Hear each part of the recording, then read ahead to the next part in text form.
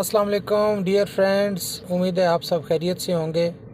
मेरा नाम है शाकिर हमीद और आप देख रहे हैं Shakir Hamid auto electrician YouTube channel.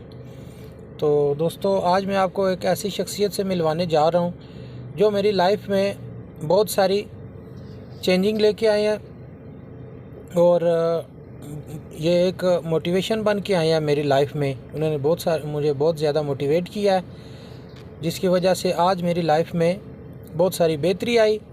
और मैं ये जो आप लोगों के साथ जो आप लोगों की रहनुमाई कर रहा हूँ यूट्यूब चैनल पे ऑटो इलेक्ट्रिशियन के हवाले से, तो ये जनाब इन जो मेरे दोस्त मेरे साथ बैठे हैं, इनका नाम है वसीम ख़ान।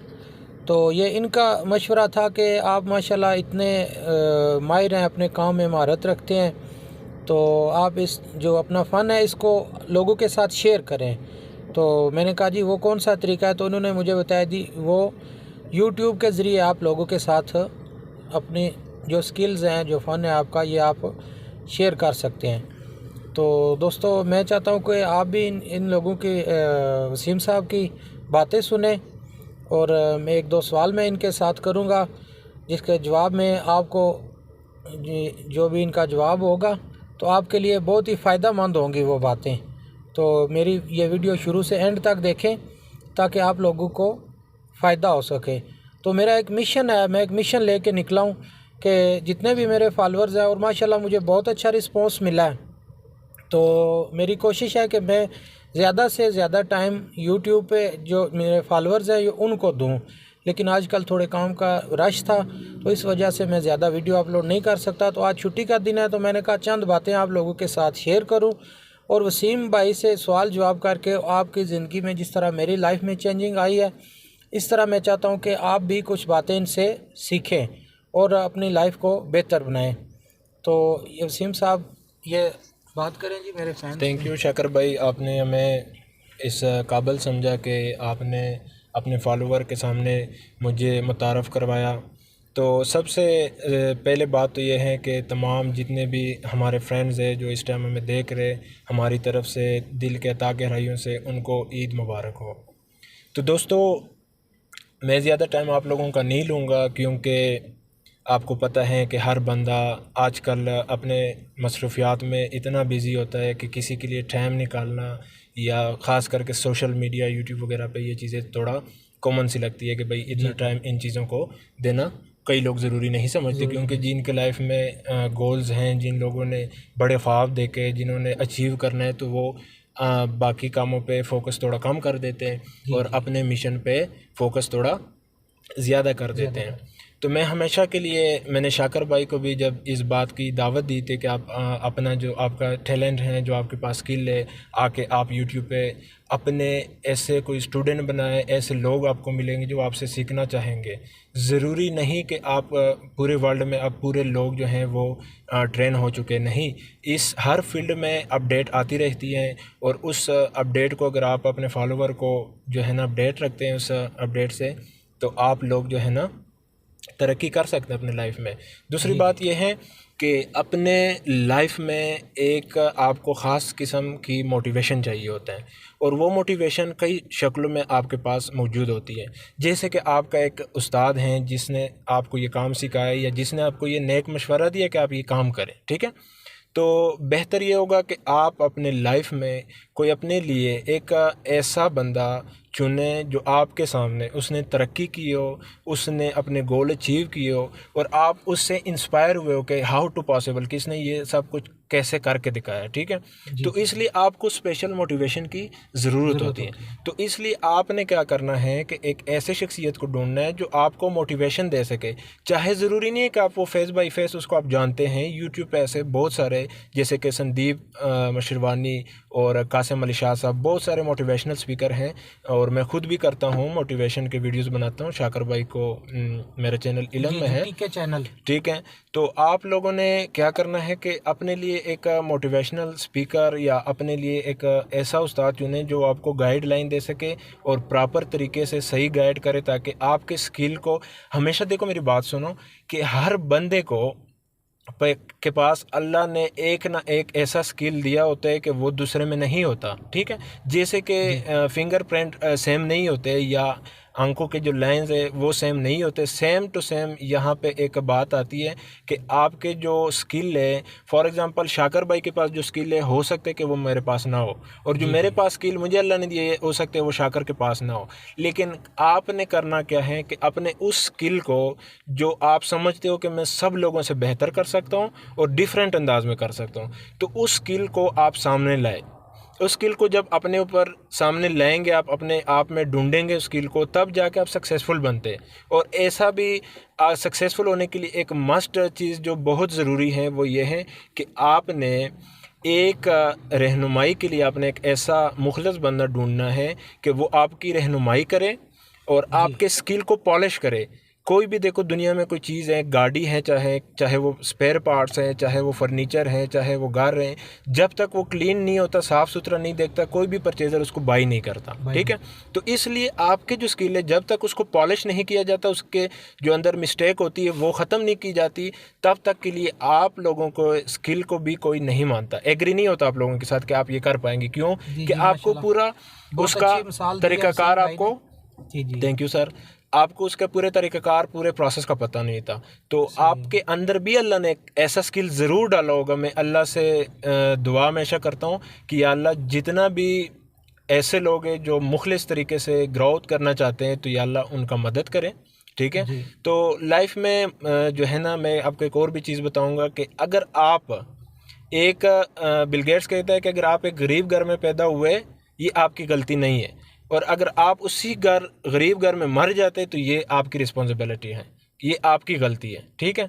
अल्लाह ने आपको मौका दिया था, 60-50 साल ज़िंदगी दी थी, आपने क्यों कुछ नहीं करके दिखाया, ठीक है। तो लिहाजा स्किल को पॉलिश करने के लिए एक बंदा ज़रूरी होता है। जैसे फॉर एग्ज़ाम्पल आप लोग शाकर भाई की वीडियो देखते हैं, ठीक है, तो ये भी आप लोगों के लिए एक मोटिवेशनल मैन है जो आप लोगों के अंदर इतना मोटिवेशन लेके आते हैं, उस काम को आपका इतने अच्छे तरीके से आपके सामने लाते हैं कि आपको वो काम फिर से करने को दिल करता है, ठीक है। तो इंशाल्लाह दोस्तों के टाइम बहुत हो चुका है, आप लोगों का टाइम मैं ज़्यादा नहीं लूँगा।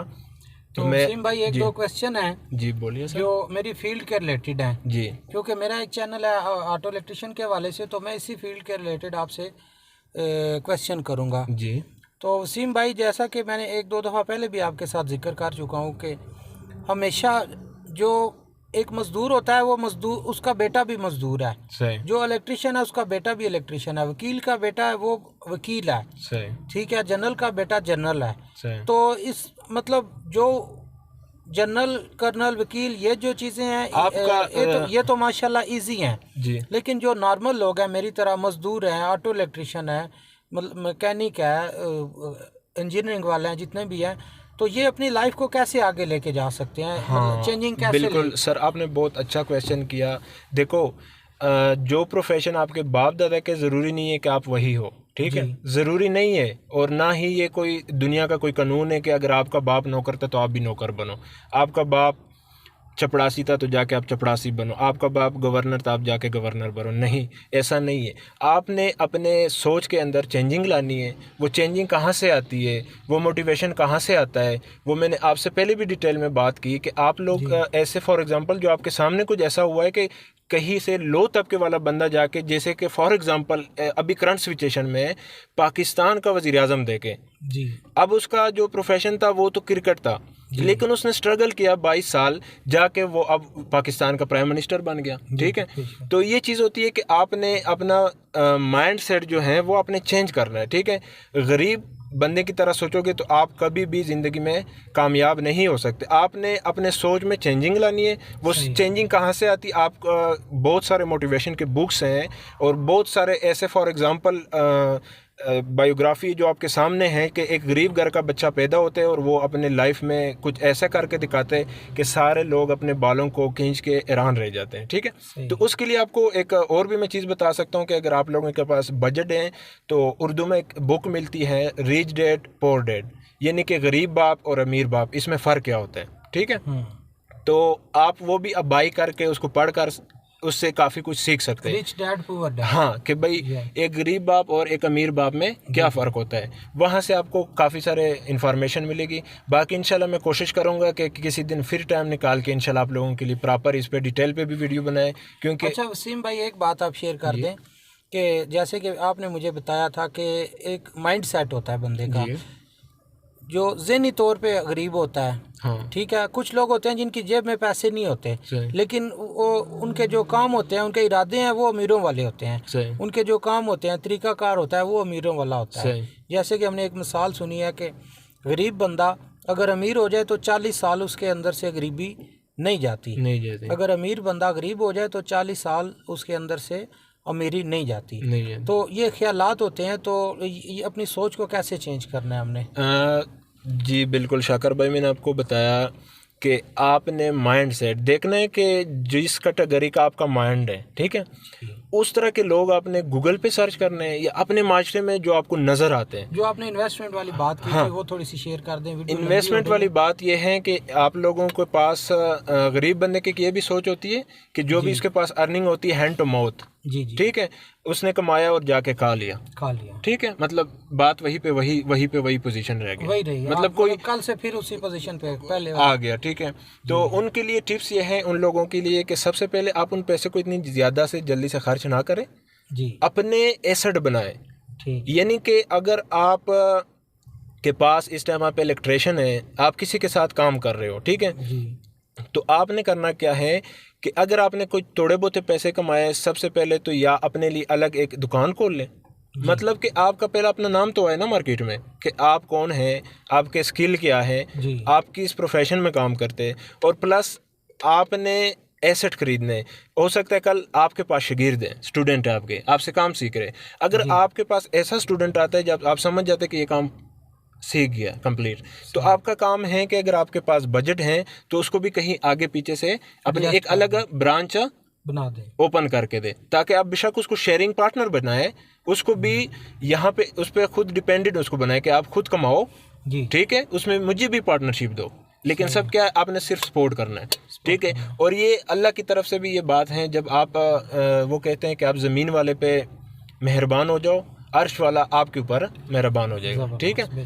तो सबसे ज़रूरी चीज़ क्या है कि आपने अपने पैसे को ज़ाया नहीं करना, जो भी आपकी अर्निंग है, चाहे वो लाख है, 2 है, 50,000 है, जितना भी है, वो आपने री इन्वेस्ट करना है, पार्ट्स लेके आओ, ठीक। अपने देखो, अगर आपके 2 लाख रुपए आपने कमाया, आप इलेक्ट्रिशियन मार्केट में काम कर रहे हो, तो आप ज़रा दिमाग लड़ाओ कि इस मार्केट में कौन सी मशीनरी की कमी है जो हमारे मार्केट में इलेक्ट्रिशियन लोगों के पास मसला है। जाके बेशक वो आप बाहर मुल्क से इंपोर्ट कराओ, ठीक है, जापान से, चाइना से, दुबई से इंपोर्ट करा के उसको यूज़ करो और लोगों को अवेयरनेस दो कि ये भी चीज़ है, ये आसानी है, ठीक है। इस तरह का आपका नाम भी बढ़ेगा, काम भी बढ़ेगा, और जब नाम भी बढ़ता है, काम भी बढ़ता है, फिर जो क्या कहते हैं कि पैसा आ ही जाता है, ठीक है। तो आप लोगों ने भी जो है ना इन्वेस्टमेंट करो अपनी चीज़ों में, अपने एसेट को मजबूत करो, आपका जो सरमायाकारी होगा वही आपका कल है।